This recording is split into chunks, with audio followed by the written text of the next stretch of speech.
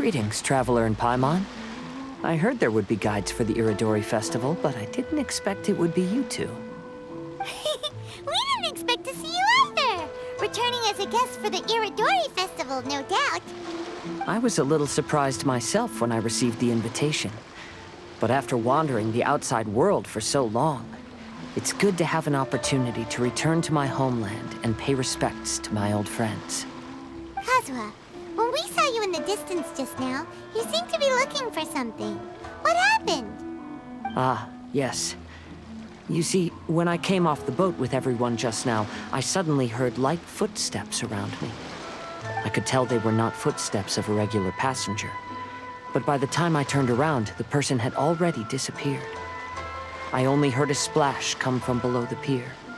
Even though I didn't manage to catch a glimpse of them, I found this strange piece of paper by my feet. Oh, does the paper happen to have a poem written on it? Huh. How did you know? Fascinating. It's almost hard to believe such things could happen. Sure, here it is. Please, have a look.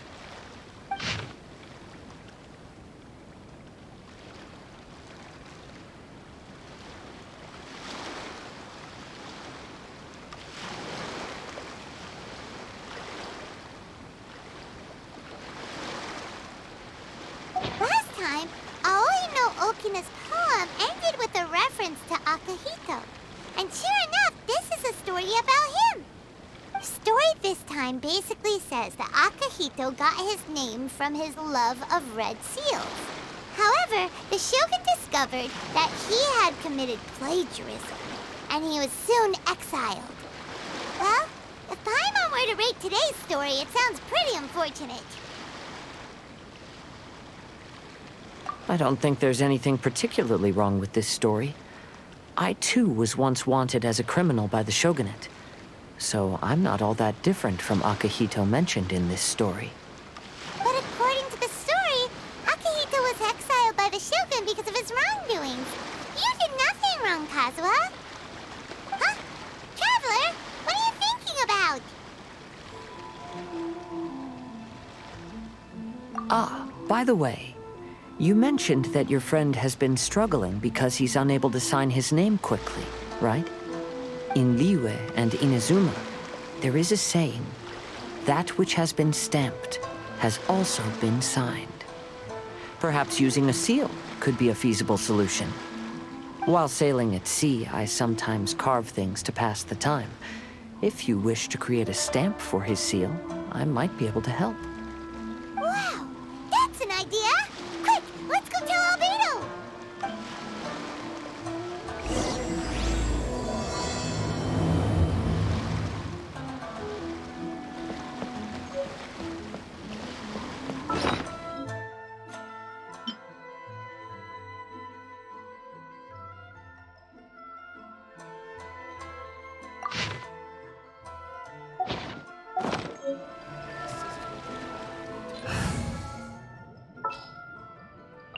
Want me to come along? Make sure to keep up.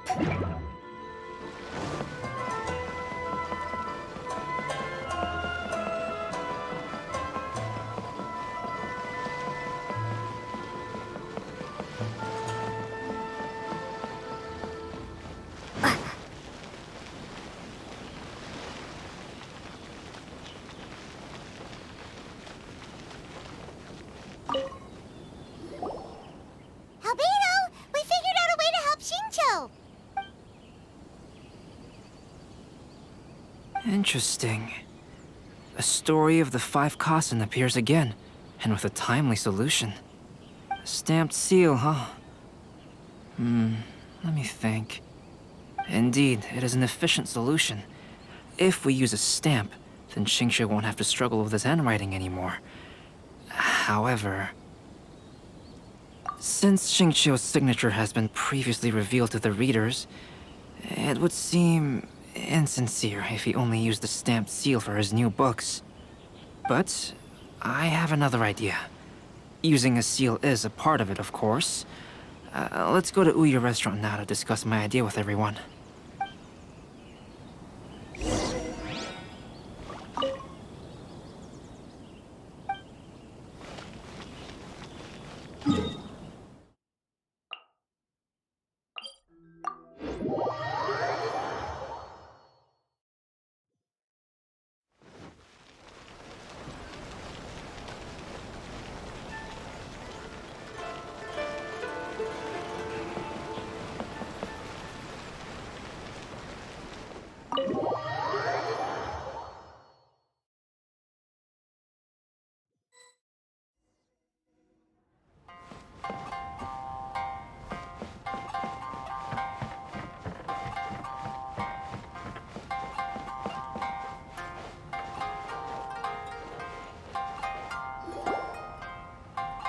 Yes, that's it, Genyu. Your writing has greatly improved today, which means yesterday's intensive training was effective. My apologies, but I simply can't do it anymore. My hands are so sore that I can't even move them anymore. Oh, I should have known better than to read novels during calligraphy class. You just had a 10-minute break. Come on, you can do this. When it comes to pushing a deadline, there's no one more brutal than Mr. Hirayama. No wonder Lady Yai would always send the editorial director to handle troublesome authors. Whoa, this is getting scary. It hasn't even been that long and Shincho's already zombified. Mr. Hirayama, we found a solution that might just solve our dilemma. In both Liyue and Inazuma, seals are widely used as the equivalents of a signature. If we use a stamp to leave the author's seal on the books, then we could make the signature process a lot easier. Of course, a seal on its own is not enough. So, I propose that each signature consists of 2 parts. First, we'll use a personalized seal. We can simply carve one using Chenyu's signature as the design. In addition, I'll also design a simple but elegant pattern that's easy for Chenyu to write. That way, he will only need to draw a simple pattern on each book. Let me think. All right, I think that would work. Not only does it still involve the author's own handwriting, but the result should be very beautiful as well. So, what you mean to say is, I've been saved from this predicament? Mr. Hirayama, it suddenly occurred to me that the reason we gave up on live book signings previously was because it would take too long for the author to sign each book. But if we adopted Calx's proposed method, we might have enough time to do signatures at the live event. And if all the authors signed their books in the same fashion, then Genyu's signature wouldn't look out of place. If you think it's feasible, I would certainly be happy to design signatures for the other authors as well. Yes, and you may leave carving the stamps to me. In that case, I shall contact the other 2 authors participating in the new release event. It is a great honor to use a signature designed by Calx. My pen name is quite complicated and isn't suitable for signing events. However, if we implement this new format, then it'll be a dream come true for me as well. Great! Looks like everyone's on board with the idea. I'm sorry to have kept you busy for so long, Genyu. Please, take the next few days to have a good rest. We'll handle everything from here. The books that Genyu already signed can be used as special prizes in future events held by the Eye Publishing House. We did it! The event is saved! Thanks to everyone's efforts, Onodera and I are finally free of that mess. That's right! You're finally free, Shincho! Maybe you should step outside for some fresh air.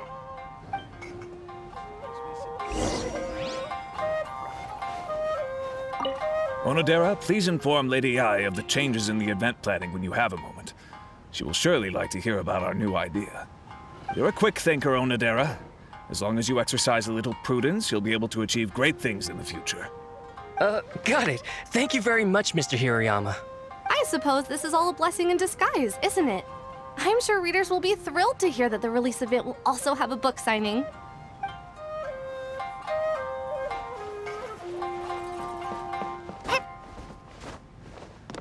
Welcome to Uyu Restaurant. Please.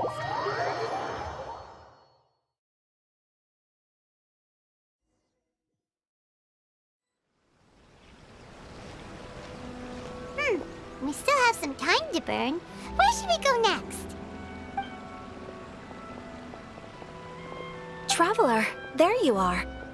Oh, it's Ayaka! And Venti! That's an interesting combo.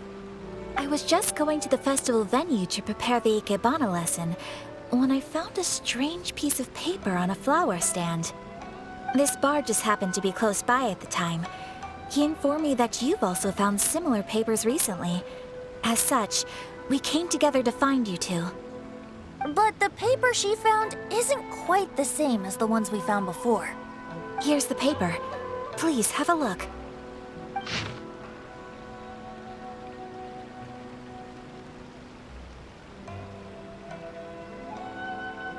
Huh.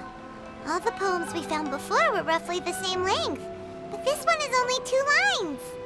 And even though there are only 2 short sentences, neither of them are next to the title or centered on the page.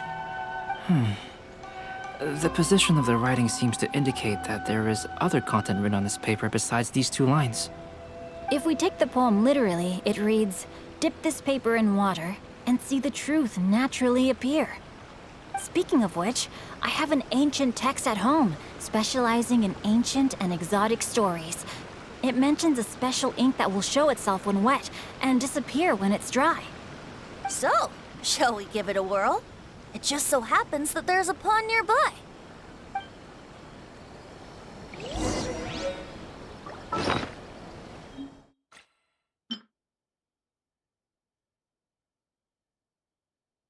Anything in the world that will satisfy my taste buds.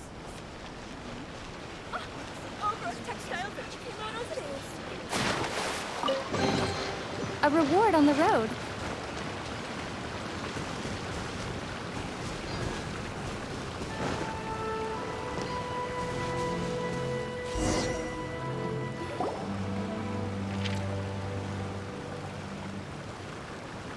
Wow, look! It's really working! More words have appeared on the paper! Let Paimon see what it says.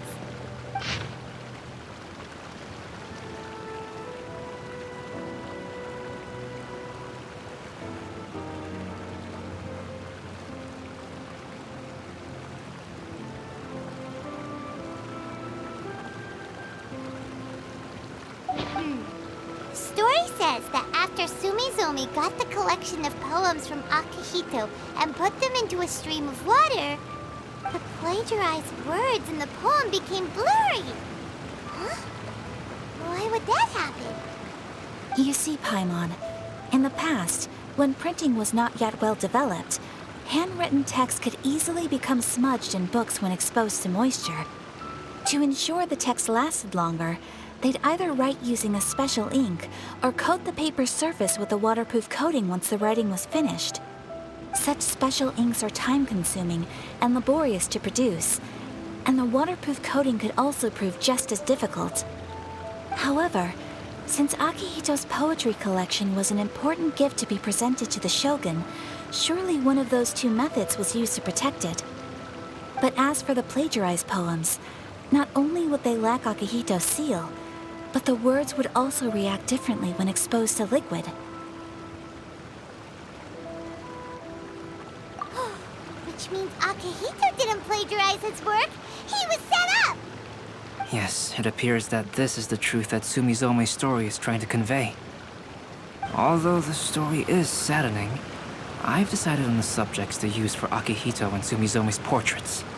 Kazuha, Ayaka, would you be willing to be the models for my paintings? I would be delighted. Yes, as would I. There you go. The next 2 portraits should be ready in no time. Yes. And now that all 4 stories have all been collected, the story of the 5 Kasen is now fully completed.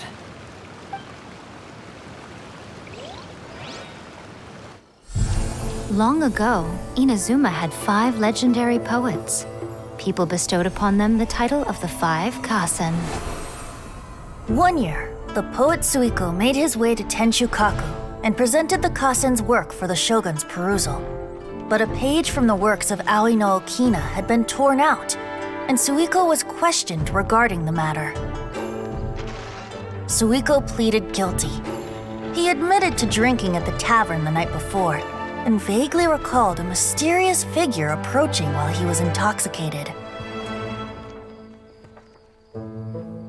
That figure was none other than Aoi no Okina himself. This turn of events had begun with an unnamed individual, under whose coercion, Aoi no Okina was forced to take drastic measures to retrieve a page of poetry.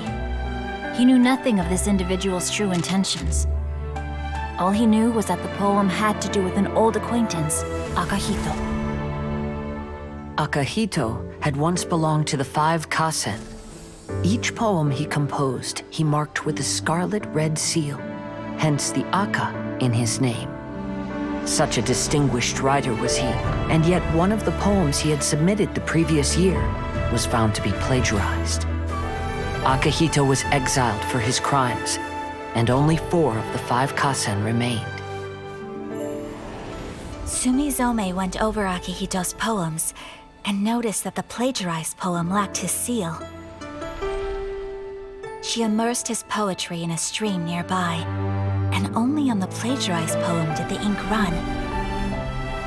Aoi no Okina passed by and witnessed Sumizome's doing, which he then recorded in a poem. Thus transpired the events of Suiko's poetry submission, and this is where the story comes to an end.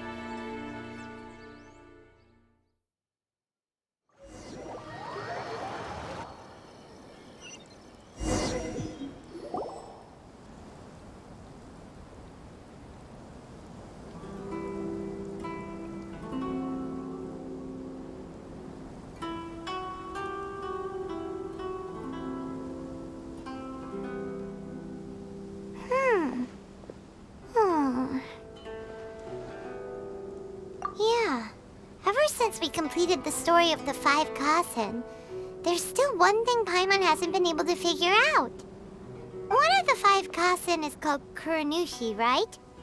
It's just that, how could the story of the 5 Kasen finish without him appearing at all? Oh! Have you really not noticed? Huh? Not noticed what? This is no time to be playing games, Tone Deaf Bard! What he means is that the story of Kuranushi was already embedded within the 4 poems. Huh? Really? That's right. The key lies in the poem that Aoi no Okina wrote after seeing Sumizome rinsing the poetry collection.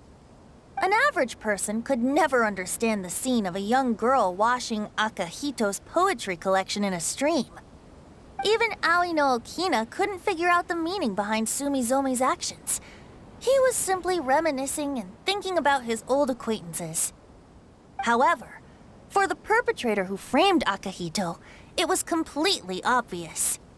He was worried that if this poem was seen by the Shogun, then the Shogun could discover the truth behind the plagiarism incident. If that happened, then he'd be finished. So, in desperation, he threatened Aoi no Okina to make him tear out this poem. Which means the one who threatened Aoi no Okina is the same person that framed Akahito. What? Kuranushi? That's right.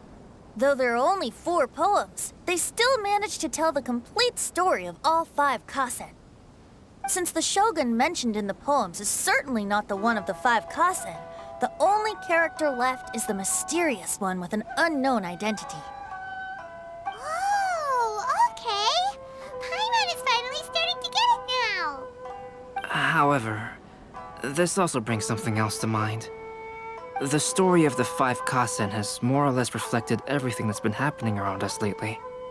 Which begs the question, is there a Kuranushi in our world as well? A Kuranushi? In our world? Speaking of which, I wonder if our dear Kazuha has come up with anything. Oh, right! Kazuha! He's been pretty quiet this whole time. Let's ask him! Welcome home, almighty Shogun.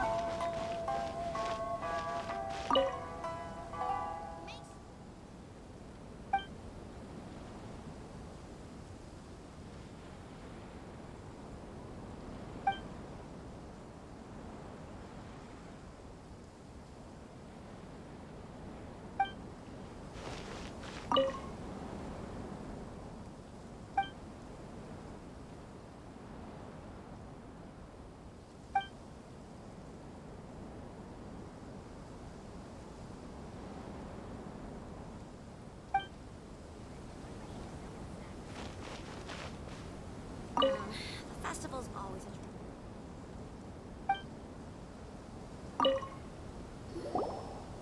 Hey, Kazuha! Are you okay? You've been standing in front of this blank canvas for a while, and you don't look so good. Apologies for making a wild assumption, but has the story of the 5 Kasen reminded you of anything? Yes. A few things did come to mind, actually. However, they were nothing more than some past incidents regarding my family. I don't mind sharing the stories, but I'd prefer not to bring you any more trouble. Hey, we're all friends here, Kazuha. You can always tell us whatever's on your mind. Kaidehara, please forgive my assumption, but perhaps you were thinking of the Raiden Gokuden? The Raiden Gokuden? What's that? It appears that Miss Kamisato and I were thinking of the same thing. But it also has much to do with the Yashiro Commission. It would be improper to speak of it here without the consent of Miss Kamisato. It's fine. Those of us here are all trustworthy, so there isn't any harm in it. However, this matter is somewhat complicated and may be difficult to explain. Let me start with the Raiden Gokuden. As you all know, the Yashiro Commission's primary purpose is managing ceremonial and cultural affairs, and Inazuma's art of forging swords is a very important part of our culture. The Raiden Gokuden were once the top 5 schools of the forging art in Inazuma. Although these families were swordsmiths by craft, they also held many important positions in the Yashiro Commission. Unfortunately, of the 5, only the Aminoma art still maintains its artisan lineage. The descendants of the Ishin art are also still alive, but the craft has been lost to time. The descendants of the Ishin art are none other than the Kaidehara family. Whoa! We knew Kazuha came from a noble family, but we had no idea about his connection to the Yashiro Commission and sword making. Yes, but that's all part of the past now. The Ishin art was lost with my great-grandfather's generation. My grandfather was dissatisfied with my great-grandfather's lack of effort.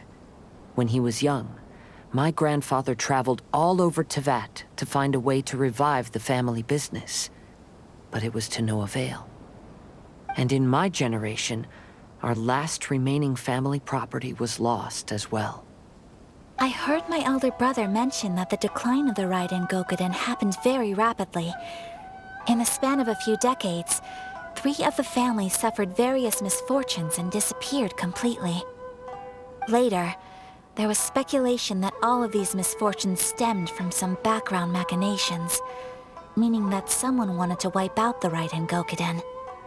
However, since not every family of the Raiden Gokuden came to ruin, such explanations were treated as nothing more than a conspiracy theory. Indeed. I've also believed such ideas were just theories and rumors. However, I know that a major incident happened to my great-grandfather when he was young. Not only did it affect the Kaedehara clan, but it nearly jeopardized the Kamisato clan's position in the Yashiro Commission as well. After reading the story of the 5 Kasen, I can't help but feel like it's pointing me toward the truth behind that incident. What exactly happened to your great-grandfather, Kazuha? I still can't say. I need to speak with someone to verify the details. Let's meet here again at noon tomorrow. I will tell you everything I know then. Make sure you get it.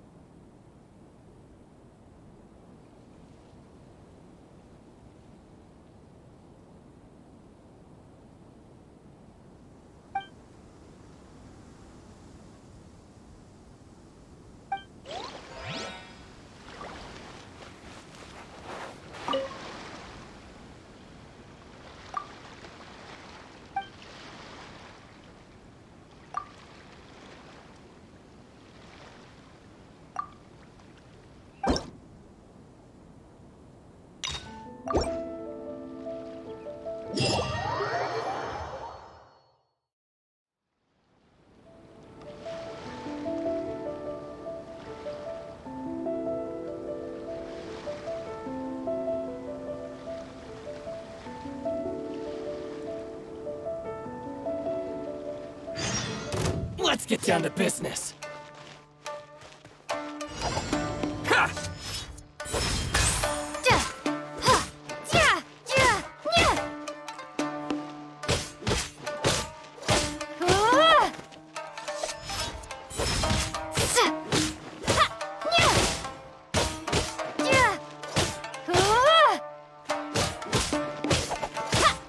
Feel my blade!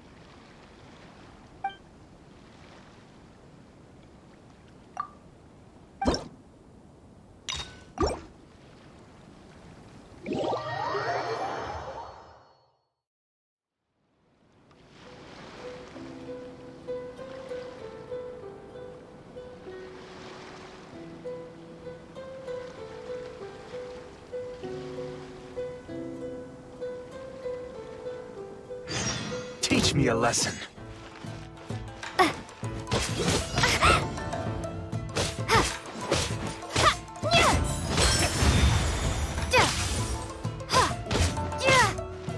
Allow me to strike first.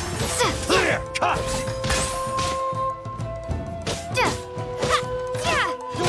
Slash.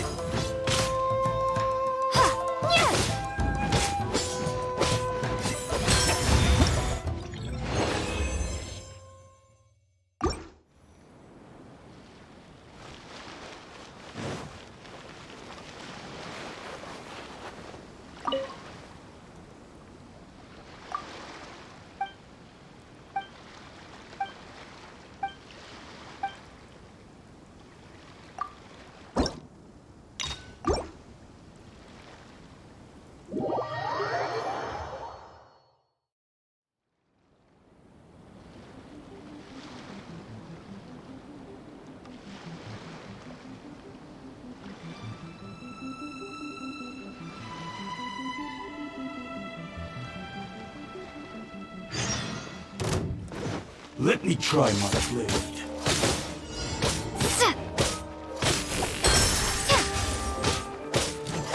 This will end you! That won't work. This will do!